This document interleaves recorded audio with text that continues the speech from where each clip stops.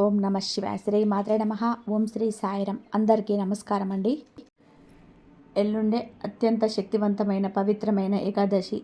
మాఘశుద్ధ ఏకాదశికే భీష్మ ఏకాదశి అని పేరు. ఈ భీష్మ ఏకాదశికి హిందూ ధర్మంలో ఒక విశిష్టమైన స్థానం ఉంది. కురు వృద్ధుడు అజేయుడు అయిన భీష్ముడు పితామహుడు తమ ప్రాణాలను పరమాత్మలో లీనం చేసిన రోజు ఇది. ఈ అద్భుతమైన పర్వదినం రోజున భీష్మనామ స్మరణ చేయడం వలన, విష్ణు సహస్రనామ పారాయణం చేయటం వల్ల కలిగే పుణ్యం అంతా ఇంత కాదు. అయితే ముఖ్యంగా ఈ రోజున ఇంట్లో ఉండే ఆడవారు ఒక ప్రత్యేకమైన కూరను వండినా తిన్నా ఆ కుటుంబానికి అపమృత్యు దోషాలు తొలగిపోవడమే కాకుండా వద్దన్న ధనం వచ్చి చేరుతుందని, ఆయుష్ పెరుగుతుందని శాస్త్రాలు చెప్తూ ఉన్నాయి. అంతేకాదు భీష్మ ఏకాదశి రోజున ఈ కూరను తింటే సకల దేవతల ఆశీర్వాదాలు లభిస్తుంది, అష్టైశ్వర్యాలు సిద్ధిస్తాయి, మంచి ఆరోగ్యం లభిస్తుంది, రోగాలు ఏమైనా ఉంటే అవి కూడా తొలగిపోతాయి. మరి ఇంతకీ ఈ భీష్మ ఏకాదశి రోజున పట్టిందల్లా బంగారమే కావాలి అంటే, మీ కుటుంబం వృద్ధిలోకి రావాలి అంటే ఏ కూర వండాలో, ఏ కూరను తప్పనిసరిగా తినాలో ఇప్పుడు ఈ వీడియోలో వివరంగా తెలుసుకుందాం. అంతేకాదు ఈరోజు ఏ రంగు దుస్తులు ధరిస్తే అష్టైశ్వర్యాలు సిద్ధిస్తాయి, ఈరోజు పూజ ఎలా చేసుకోవాలి, స్నానం చేసే నీటిలో ఏం వేసుకొని స్నానం చేస్తే కష్టాలు పోతాయి, ఈరోజు ఏ కూరలను అసలు తినకూడదు అనే విషయాలను కూడా ఈ వీడియోలో తెలుసుకుందాం. ఫ్రెండ్స్, ఈ యొక్క వీడియో మీకున్న డౌట్స్ అన్నీ కూడా క్లియర్ చేస్తుంది. ఫ్రెండ్స్, ఈ విషయాలన్నీ తెలుసుకునే ముందు ఇంకా ఈ వీడియోని ఎవరైనా లైక్ చేయకపోతే వెంటనే ఒక లైక్ కొట్టండి. లైక్ మాకు ఎంతో ప్రోత్సాహాన్ని ఇస్తుంది. అలాగే కామెంట్ బాక్స్లో జై శ్రీమన్నారాయణ అని భక్తితో టైప్ చేయండి. ఈ వీడియోను చివరి వరకు చూడండి, ఎందుకంటే స్కిప్ చేసుకుంటూ చూస్తే మీకేమీ అర్థం కావదు. భీష్మ ఏకాదశి అంటే కేవలం ఒక పండుగ మాత్రమే కాదు, అది క్రమశిక్షణకు, పట్టుదలకు మరియు త్యాగానికి చిహ్నం. ఈ రోజున ఉదయాన్నే ఆడవారు బ్రహ్మ ముహూర్తంలో నిద్రలేచి ఇల్లంతా శుభ్రం చేసుకొని గడపకు పసుపు కుంకుమలు రాసుకోవాలి. ఈరోజు ముఖ్యంగా విష్ణుమూర్తికి ప్రీతికరమైన రోజు కాబట్టి సాయంత్రం వరకు వీలైనంత వరకు ఉపవాసం ఉండటం శ్రేయస్కరం. ఆకలికి ఆగలేని వాళ్ళు, అలాగే ఆరోగ్య కారణాల రీత్యా ఉపవాసం ఉండలేని వారు సాత్విక ఆహారం తీసుకోవచ్చు. అంటే ఉప్పు, కారం, నూనె వంటివి తగ్గించి వండిన అన్నం, కూర తినొచ్చు, తప్పేమి కాదు. ఈరోజు పగలంతా అన్నం తినొచ్చు, కానీ రాత్రిపూట మాత్రం అన్నం తినకుండా ఉంటేనే మంచిది. ఎందుకంటే ఈ ఏకాదశి రోజు రాత్రి వడ్ల గింజల్లోనికి దరిద్ర దేవత ప్రవేశిస్తుంది కనుక ఈ ఏకాదశి రోజు రాత్రి అన్నం తినకుండా ఉంటే మంచిది. కార్తీక మాసంలోని దీపానికి ఎంత విశిష్టత ఉందో మాఘ మాసంలో చేసే స్నానానికి కూడా అంత విశిష్టత ఉంది. ఈ మాసంలోని ప్రతిరోజు పవిత్రమైన రోజుగా హిందువులు భావిస్తారు. ఇక ఈ మాసంలో వచ్చే పర్వదినాల్లో ఒకటి భీష్మ ఏకాదశి. ఈ మాసంలో వచ్చే శుద్ధ ఏకాదశిని భీష్మ ఏకాదశి అని అంటారు. కురుక్షేత్ర యుద్ధ సమయంలోనే గాయపడిన భీష్ముడు అంపశయం మీద ఉన్న సమయంలో ధర్మరాజుకు విష్ణు సహస్రనామాన్ని బోధించి పరమాత్ముడైన కృష్ణుడిలో లీనమైన తర్వాత వచ్చే 3వ రోజు ఈ భీష్మ ఏకాదశి. భీష్మ ఏకాదశినే జయ ఏకాదశి అని కూడా అంటారు. ఎందుకంటే ఈరోజు ఏ కార్యం తలపెట్టినా అది ఖచ్చితంగా విజయవంతం అవుతుందని నమ్మకం. ఈ రోజున శ్రీ మహావిష్ణువును పూజించిన వారికి సర్వలోక ప్రాప్తి కలుగుతుందని పెద్దల విశ్వాసం. ఈ భీష్మ ఏకాదశి రోజు ఉదయం మరియు సాయంత్రం ప్రతి ఒక్కరూ స్నానం చేసే నీటిలో 5 తులసి ఆకులను కానీ లేదా చిటికెడు ఉప్పును కానీ వేసుకొని స్నానం చేయాలి. కానీ ఏకాదశి రోజు తులసి ఆకులను కోయకూడదు కనుక ముందు రోజే పూజలు చేయలేని తులసి చెట్టు ఆకులను కోసి తెచ్చి దాచుకొని ఏకాదశి రోజు ఆకులను నీటిలో వేసుకొని స్నానం చేయాలి. తులసి ఆకులు అందుబాటులో లేని వాళ్ళు ఒక అర స్పూన్ గలడుపు నీటిలో కలుపుకొని స్నానం చేయాలి. ఇలా స్నానం చేస్తే గంటలో పాపాలన్నీ కూడా పోతాయి, దరిద్రము, కష్టాలు, బాధలన్నీ కూడా పోతాయి. మీ ఒంట్లోని నెగిటివ్ ఎనర్జీ, రోగాలు పోతాయి. మీ ఒంటికి దివ్యశక్తి వస్తుంది. మీ శరీరం ఎంతో ఉత్తేజాన్ని పొందుతుంది. నూతన ఉల్లాసం వస్తుంది. దేనినైనా సాధించే శక్తి వస్తుంది. ఇలా స్నానం చేయడం వలన జన్మ జన్మల పాపాలు పోయి కోటి జన్మల పుణ్యం వస్తుంది. కనుక భీష్మ ఏకాదశి రోజు అందరూ ఈ విధంగా స్నానం చేసి శుభ ఫలితాలను పొందండి. భీష్మ ఏకాదశి రోజు ఆడవాళ్ళు కట్టుకోవాల్సిన రంగు చీరలు ఆకుపచ్చ, ఆరెంజ్, పింక్, ఈ 3 రంగుల్లో ఏ రంగు చీరనైనా కట్టుకోవచ్చు. ఈ 3 రంగుల్లో మీరు ఏ చీర కట్టుకున్నా మీరు లక్ష్మీ యోగం సిద్ధిస్తుంది. విపరీతమైన అదృష్టం పడుతుంది. ఆడవారు, మగవారు, పిల్లలు, పెద్దలు అందరూ కూడా ఈ రంగులో ఉన్న దుస్తులను ధరించి విష్ణువును భక్తి శ్రద్ధలతో పూజించండి.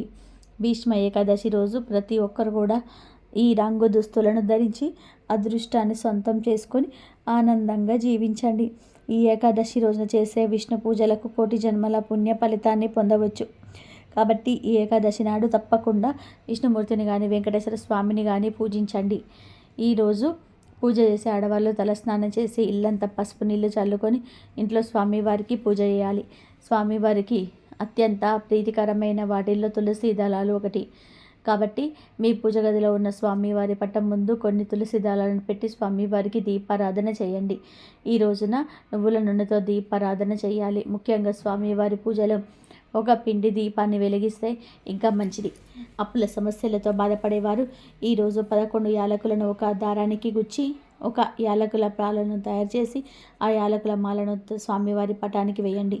ఈ రోజున స్వామివారికి యాలకుల మాల సమర్పిస్తే అప్పుల సమస్యలన్నీ కూడా తొలగిపోతాయి. ఇక స్వామివారికి నైవేద్యంగా ఒక బెల్లం ముక్కను నివేదించండి. ఇంకా ఏకాదశి స్వామివారిని పూజించేటప్పుడు ఓం గోవిందాయ నమః అనే మంత్రాన్ని చదువుతూ పూజ చేయండి. చివరిగా స్వామివారిని ఆరతిచ్చి నమస్కారం చేసుకోండి. ఈ పవిత్రమైన ఏకాదశి నాడు ఒక చిన్న దానం చేసిన జన్మజన్మల పుణ్యం కలుగుతుంది. కనుక ఈ పవిత్ర ఏకాదశి రోజున బియ్యం, గోధుమలు, బెల్లం దానం చేస్తే మీ ఇంట్లో ధనధాన్యాలు, సుఖ సంతోషాలు లోటు ఉండదని పెద్దలు చెప్తున్నారు. అలాగే ఈ ఏకాదశి నాడు విష్ణుమూర్తి ఆలయాన్ని దర్శిస్తే కోటి రెట్ల పుణ్యం లభిస్తుందని బ్రహ్మదేవుడు నారద మహర్షికి తెలిపాడు. కనుక తప్పనిసరిగా ఈరోజు దగ్గరలో ఉన్న విష్ణు ఆలయానికి వెళ్ళండి. ఈ ఏకాదశి రోజున స్త్రీలు కంటతడి పెట్టకూడదు. స్త్రీలు కంటతడి పెట్టిన ఇంట్లో లక్ష్మీదేవి అసలు ఉండదు. అలాగే ఈరోజు ఎవరికి అప్పు ఇవ్వకూడదు, అప్పు తీసుకోకూడదు. ఇలా చేయటం వలన మీ కుటుంబానికి అనారోగ్య సమస్యలు ఎదురవుతాయి. కనుక ఈ తప్పు పనులు చేయకుండా జాగ్రత్తగా ఉండండి. అలాగే ఈ రోజున చేసే గోసేవకు జన్మజన్మల అదృష్టం కలుగుతుంది. కాబట్టి ఈరోజు మీ దగ్గరలో ఉన్న గోశాలకు వెళ్ళి కొంచెం గోమాతకు పచ్చగడ్డిని ఆహారంగా తినిపించండి. అరటి పండ్లను కూడా తినిపించండి. ఇలా ఏకాదశి రోజున గోమాతకు ఆహారాన్ని తినిపిస్తే మీ కుటుంబం మొత్తానికి సకల ఐశ్వర్యాలు వరిస్తాయి. అంతేకాదు ఈ ఏకాదశి రోజున తులసి దళాలను పోయకూడదు. కాబట్టి పూజలో ఉపయోగించే తులసి దళాలను ఒకరోజు ముందుగానే సిద్ధం చేసుకోండి. ఏకాదశి రోజున తలకు నూనె రాయకూడదు. ఏకాదశి రోజున తలకు నూనె పెట్టుకుంటే ఆయుష్ తగ్గిపోతుందని అంటూ ఉంటారు. మీ ఇంట్లో ఆదాయానికి మించిన ఖర్చులు ఉంటే ఈ ఏకాదశి రోజున మీ ఇంటి గుమ్మానికి నిమ్మకాయలు కట్టుకోండి. అలా కట్టుకోవడం వలన మీ ఇంటికి ఉన్న డబ్బు సమస్యలు తొలగిపోతాయి. ఈ ఏకాదశి రోజున ఒక పసుపు వస్త్రం తీసుకొని అందులో 7 లవంగాలు వేసి వాటిని మూట కట్టి దాన్ని మీ బీరువాలో పెట్టుకోండి. ఏకాదశి రోజున ఇలా చేస్తే మీ ఇంట్లోకి విపరీతంగా డబ్బు వస్తుంది. ఏకాదశి అనేది విష్ణువుకు అత్యంత ప్రీతికరమైన రోజు. ఒక్కొక్క ఏకాదశికి ఒక్కొక్క ప్రత్యేకత ఉంటుంది. మాఘ మాసంలో వచ్చే మొదటి ఏకాదశి మహాశక్తివంతమైనది. మహాభారతానికి ముందు ఈ ఏకాదశిని జయ ఏకాదశి అని పిలిచేవారు. భారతం తర్వాత భీష్మ ఏకాదశి అని పేరు వచ్చింది. ఈ ఏకాదశి రోజు అసలు దీనికి భీష్మ ఏకాదశి అనే పేరు ఎలా వచ్చింది అనే సంఘటనను స్మరించుకుంటే జన్మల పాపాలు తొలగిపోతాయి. ఆ సంఘటనను ఒక్కసారిగా గుర్తు చేసుకుందాం. మహాభారత కాలంలో యుద్ధం ప్రారంభమైంది. అది 10 రోజుల పాటు భీష్ముల వారు ప్రచండంగా యుద్ధం చేశారు. అతిరథ మహారాజులందరూ కూడా మహాయుద్ధం చేశారు. కానీ భీష్ముల వారు ఆయనను ఎవ్వరు కూడా జయించలేకపోయారు. ఆయుధం పట్టను, చక్రం పట్టను అని అర్జునుడికి మాట ఇచ్చి రథాన్ని మాత్రమే తోలుతాను అని చెప్పిన కృష్ణుడే ఒక దశలో భీష్ముని చంపేస్తానని చెప్పి రథం మీద నుండి దూకి చక్రాయుధం విసిరబోయాడు. అంతటి పరాక్రమవంతుడు భీష్ముడు. అలా తనను చంపడానికి వచ్చిన శ్రీకృష్ణుడికే భీష్ముడు భక్తితో నేల మీద పడి దండం పెట్టాడు. అప్పుడు అర్జునుడు కృష్ణుడితో, నీవు ఆయుధం పట్టనున్నావు, ఈ పని చేయవద్దు అన్నాడు. దాని వలన కృష్ణుడు భీష్ముడిని చంపకుండా దగ్గాడు. ఆ తర్వాత ఏ విధంగా భీష్మ పితామహుడి అడ్డు తొలగించుకోవాలి అని కృష్ణుడు, పాండవులు భీష్ముని అడిగారు. భీష్ముడు ఈ యుద్ధంలో ఎవరు ఓడించలేరు, కానీ శిఖండిని చూస్తే ఆయుధాన్ని విసర్జించేస్తాను అని ఆ రహస్యాన్ని స్వయంగా భీష్ముడే ముని మనవళ్లకు తెలియజేశాడు. మహాభారతానికి మూల పురుషుడు భీష్ముడు. సొంతంగా సంతానం లేదు. తండ్రి యొక్క ముని మనవరాలైన క్షేత్రజ సంతానం ఉన్నా సరే ఆయన ముత్తాత అయిపోయిన సింహాసనాన్ని రక్షించే కార్యక్రమం నుంచి బయటకు రాలేదు. శిఖండి దర్శనం అంటే నపుంసక దర్శనం. అయితే నేను ఆయుధం విసర్జన చేస్తానని భీష్ముడే చెప్పేశాడు. అయితే శిఖండి తన కనబడగానే భీష్ముడు ఆయుధాలన్నీ కూడా వదిలేశాడు.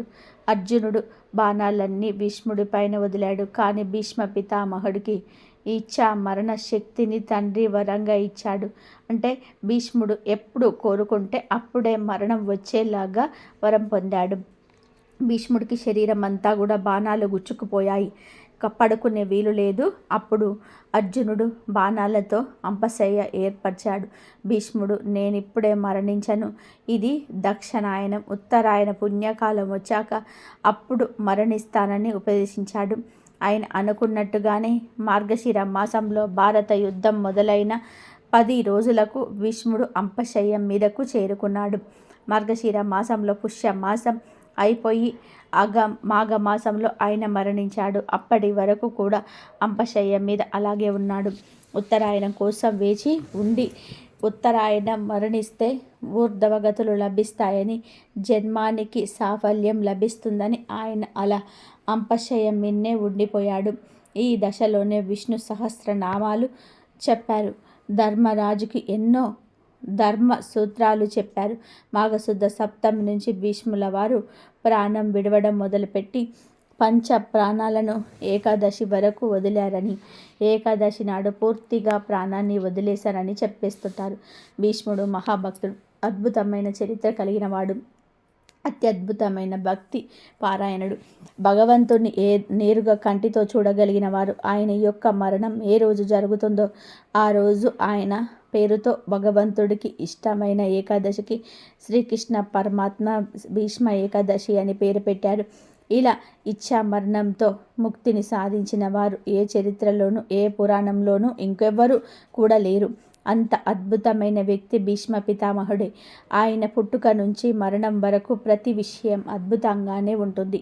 అయితే ఇంత అద్భుతమైన వ్యక్తి అంపశయ్య మీద అన్ని రోజులు బాధపడి ఎందుకు మరణించాడు అంటే కర్మశేషం కోసం. ఎందుకంటే ద్రౌపది వస్త్రాపహరణం జరిగినప్పుడు భీష్ముడు మౌనంగా ఉండిపోయాడు. తప్పును స్వయంగా చేయలేకపోయినా జరుగుతున్న తప్పును అడ్డుకోకపోవడం కూడా పాపమే. ఆ పాపానికి కర్మను భీష్ముల వారు స్వచ్ఛంగా అనుభవించడానికి సిద్ధపడ్డారు. మన తప్పుకి శిక్షను అనుభవించగలిగిన సామర్థ్యుడు భీష్ముడు. అలాంటి సమర్థవంతమైన పేరు మీద భీష్మ ఏకాదశి వచ్చింది. ఈరోజు ఈ కథను తలుచుకొని విష్ణు పూజ చేస్తే అత్యద్భుతమైన ఫలితం లభిస్తుంది. వైకుంఠ ఏకాదశికి ఎంత అద్భుత ఫలితాలను ఇస్తుందో అలాంటి ఫలితాలనే ఈ మాఘమాసంలో వచ్చే భీష్మ ఏకాదశి కూడా అంతే ఫలితాన్ని ఇస్తుంది. ఈ రోజున దేవాలయ దర్శనం చేయడం కానీ, ఉపవాసం ఉండడం కానీ, జాగరణ చేయడం కానీ, ఎవరికైనా దానం ఇచ్చిన దాని అమోఘమైన ఫలితాన్ని కలుగుతాయి. ఈ రోజంతా కూడా విష్ణు నామ స్మరణతో, శ్రీకృష్ణ నామ స్మరణతో గడపాలి. ఎవరితో గొడవలు పడకూడదు. సాధ్యమైనంత వరకు మౌనంగా ఉండాలి. భగవన్నామ సంకీర్తన చేసుకుంటూ ఉంటే మంచి ఫలితాలు కలుగుతాయి. ఈరోజు ఉపవాసం పూజలు ఏమీ చేయలేని వారు ఇప్పుడు మనం చెప్పుకున్న భీష్ముడి కథను తలుచుకున్న పుణ్యం కలుగుతుంది. కుదిరిన వారు ఉపవాసం ఉంటే మంచిది. ఏకాదశి నియమాలు పాటిస్తే జన్మల పాపాలు తొలగిపోతాయి. క్షేత్ర సంగ్రమం పూజ అయిన తర్వాత భీష్మ పితామహుడు అంపశయ్యం పైనే ఉన్నాడు. నెల రోజులు గడిచాక ఒకనాడు పాండవులతో పాచికలాడుతూ గోపాలుడు హఠాత్తుగా ఆగిపోయాడు. దీనికి కలవరపడిన పాండవులు ఏమైందని శ్రీకృష్ణుని ప్రశ్నించాడు. కురుక్షేత్రంలోని అంపశయ్యం పైన పవలించి ఉన్న భీష్మ పితామహుడు నన్ను స్మరించుకుంటున్నాడు. అందుకే నా మనసు అక్కడికి వెళ్ళిపోయింది. మీరు కూడా నాతో రండని పాండవులకు తెలిపాడు. ఎందుకంటే భీష్ముడు అస్తికాగ్రేసుడు ధర్మశాస్త్రాలను అవపోసన పట్టి పూర్తిగా ఆకలింపు చేసుకున్న మహనీయుడు. ఏ ధర్మ సందేహాన్నైనా సరే ప్రామాణికంగా తీర్చగలిగిన ఏకైక మహానుభావుడు. దేహంలో నుంచి నిష్క్రమించే సమయం ఆసన్నమవుతుంది. ఆయన అస్తమిస్తే లోకంలో ధర్మ సంశయాలను తీర్చే వ్యక్తులు ఎవరు ఉండరు. కాబట్టి సూక్ష్మ విషయాలను తెలుసుకోవడానికి రండి అని భీష్మ పితామహుడు చెంతకు తీసుకువచ్చాడు. భీష్మ పితామహుడు సుమారు 3 పక్షాల నుంచి అంపశయం పైన పడి ఉన్నాడు. దేహమంతా బాణాలు గుచ్చుకొని పూర్తిగా శక్తికి క్షీణించిపోయింది. మాఘ మాసంలో ఎండకు ఎండుతూ మంచుకు తడుస్తూ నీరు ఆహారం స్వీకరించకుండా ఉన్నాడు. తాను కోరుకుంటే మరణం చెంతకు వస్తుంది, కానీ ఇన్ని బాధలను భరిస్తూ ఉత్తరాయణం వరకు ఉండాలి అని కోరుకున్నాడు. ఒక ఏకాదశి నాడు దేహం నుంచి నిష్క్రమించాలని భగవంతుని తలుచుకున్నాడు. కృష్ణుడు పాండవులు అక్కడికి వచ్చిన తర్వాత భీష్ముడు వారికి అనేక నీతి వాక్యాలను, ధర్మ సంశయాలను, సూక్ష్మ విషయాలనన్నీ తెలియజేశాడు. విష్ణు సహస్రనామాన్ని కూడా భీష్ముడే బోధించాడు. భీష్ముడు గంగా సంతనుల 8వ సంతనుడు. అసలు పేరు దేవవ్రతుడు. తండ్రి సంతనుడు ఇష్టపడిన సత్యవతిని ఇచ్చి పెళ్లి చేయడం కోసం, తండ్రి ఆనందం కోసం, సుఖ సంతోషాల కోసం దేవవ్రతుడు ఆ జన్మాంతం బ్రహ్మచారిగా ఉంటానని, పెళ్ళి అనే మాటకు తన జీవితంలో చోటు లేదని సత్యవతికి మాట ఇచ్చి ఆ భీష్మన్న ప్రతిజ్ఞకు కట్టుబడిన త్యాగశీలి దేవవ్రతుడు భీష్ముడిగా ఖ్యాతిగాంచాడు. తనయుడి త్యాగానికి సంతతించిన తండ్రి భీష్ముడికి సత్సంద మరణం పొందే అవకాశాన్ని ఇచ్చాడు. భీష్ముడు కౌరవుల తరపున కురుక్షేత్ర రణక్షేత్రంలో యుద్ధానికి దిగాడు. ఈ శ్రీకృష్ణుడు స్వయంగా జరిపించిన అశ్వయజ్ఞాన్ని ఒంటరి చేతితోనే 10 రోజులు నడిపించిన ధనుర్విద్య పితామహుడు భీష్ముడు. భీష్మ ధనుర్విద్యకు అర్జునుడు, శ్రీకృష్ణుడు కూడా నిశ్చేష్టులయ్యారు. అధర్మ పక్షాన నిలబడి ధర్మంతో పోరుకు సిద్ధపడినప్పుడే భీష్ముడు మరణాన్ని స్వాగతించాడు. అదే తన అసమర్థతకు శిక్ష అని భావించి అర్జునుడి బాణాలకు గాయపడిన భీష్ముడు అంపశయం పైనకి చేరుకొని మరణించే మంచి సమయం కోసం ఎదురుచూస్తూ పాండవులకు రాజ్య ధర్మం ఉపదేశించడమే కాదు, ధర్మరాజుకు విష్ణు సహస్రనామాలను ఉపదేశించాడు. అంపశయం గతుడైన భీష్ముని చూసి దేవతలు సైతం దుఃఖించారు. 58 రోజులు అంపశయం మీద ఉన్నాడు. భీష్ముడు మరణ వేదన అనుభవిస్తూ మానవ జన్మకు మహత్తరమైన పరమైన మరణం కోసం, ఉత్తరాయణ పుణ్యకాలం కోసం ఎదురు చూస్తూ గడిపాడు. విష్ణు సహస్రనామావళిని 1000 విధాలుగా కీర్తిస్తూ విశ్వ కళ్యాణానికి కాంక్షతో ఈ మానవాళికి అందించాడు భీష్ముడు. మాఘశుద్ధ ఏకాదశి తిథిని భీష్మ సంస్కరణ దినంగా శ్రీకృష్ణుడు కానుకగా ఇవ్వగా, మాఘశుద్ధ అష్టమి తిథి రోజున భీష్ముడు ఆత్మ ఈ భౌతిక ప్రపంచాన్ని వీడి పరమాత్ముడైన శ్రీకృష్ణుడిలోనే లీనమైపోయింది. మహాభారత ఇతిహాసంలో ఓ మహాత్ముని మహాప్రస్థానం ఇలా ముగిసింది.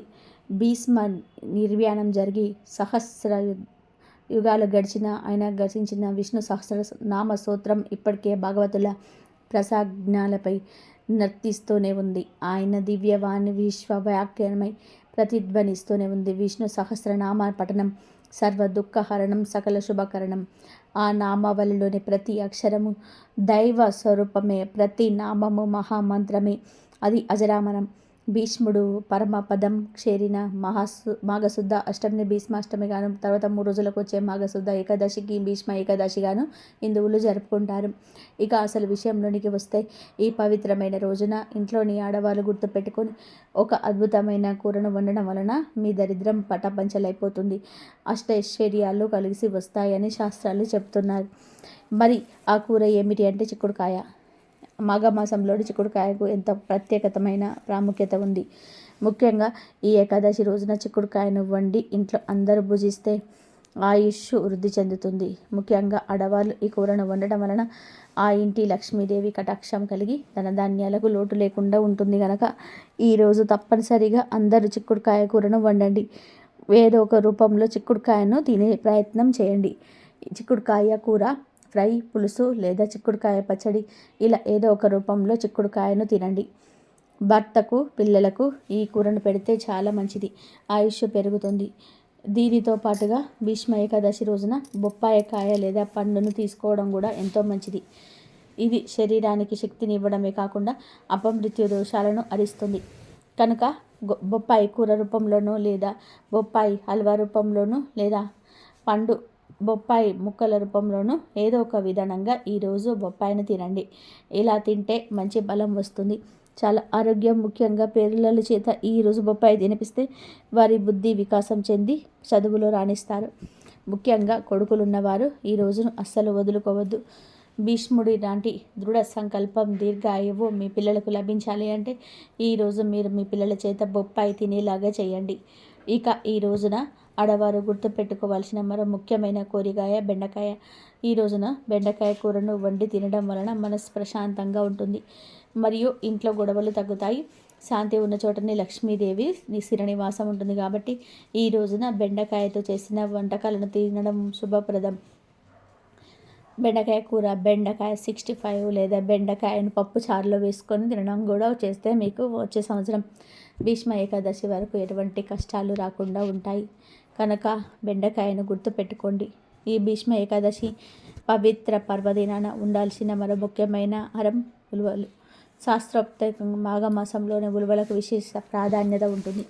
ఈ రోజున ఉలువలను ఉడకబెట్టి తాలింపు పెట్టుకొని తిన్నా లేదా వేడివేడిగా ఉలువ చారు రూపంలో తీసుకున్న లేదా ఉలువ పప్పు రూపంలో తిన్న సాక్షాత్తు సకల దేవతల అనుగ్రహం కలుగుతుంది. ఉలువలు సాక్షాత్తు సూర్య భగవానుడి శక్తికి మరియు ఇంద్రుడి అంశకు ప్రతీకగా భావిస్తారు. ఈ రోజున ఉలువలతో చేసిన వంటకాలు తీసుకోవడం వలన శరీరంలోని మలినాలు తొలగిపోయి ఆరోగ్యం సిద్ధిస్తుంది. అంతేకాకుండా మీ జాతకంలో ఉన్న గ్రహ దోషాలు పటాపంచలైపోతాయి. ఎందుకంటే ఉలువలు గ్రహ దోషాలు తొలగిస్తాయి. ముఖ్యంగా ఆర్థిక ఇబ్బందులతో సతమతమవుతున్న వారు ఈరోజు ఉలువ చారు వండి తినడం వలన ఇంట్లో అష్టైశ్వర్యాలు సిద్ధిస్తాయి. లక్ష్మీదేవి కటాక్షంతో ధనవృద్ధి కలుగుతుంది. పిల్లలకు ఇది తినిపిస్తే మాటలోని పట్టుదల, జ్ఞాపక శక్తి పెరుగుతాయి. అందుకే ఇవి భీష్మ ఏకాదశి రోజు తప్పకుండా ఉలువలను ఏదో ఒక రూపంలోనే మీ ఆహారంలోనే భాగం చేసుకోండి. ఆరోగ్యాలతో పాటు అపారమైన సంపదను మీ సొంతం చేసుకోండి. అలాగే ఈ రోజున వండాల్సిన మరొక అద్భుతమైన కూర తోటకూర. భీష్మ ఏకాదశి రోజు తోటకూరను వండితే వంశాభివృద్ధి జరుగుతుందని, పిల్లలు ఆరోగ్యంగా ఉంటారని నమ్మకం. ఈ రోజున తోటకూర పప్పు లేదా తోటకూరను కూరలాగానో ఫ్రై లాగానో వండి పెట్టండి.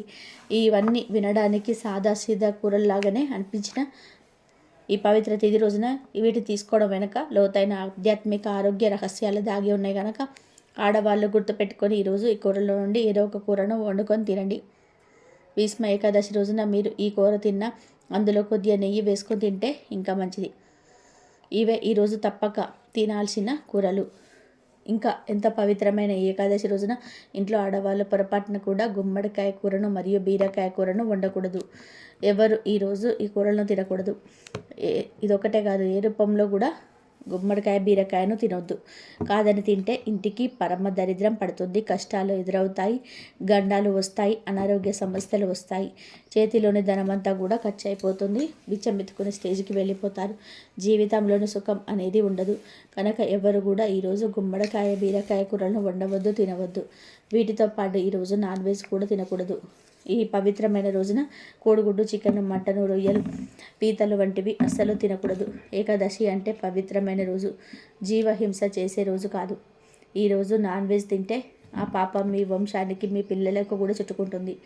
ఇంట్లో వండటమే కాదు, బయట తినడం కూడా మానేయండి. మసాలా దంచిన కూరలు, ఉల్లి వెల్లుల్లి కూడా తగ్గించడం మంచిది.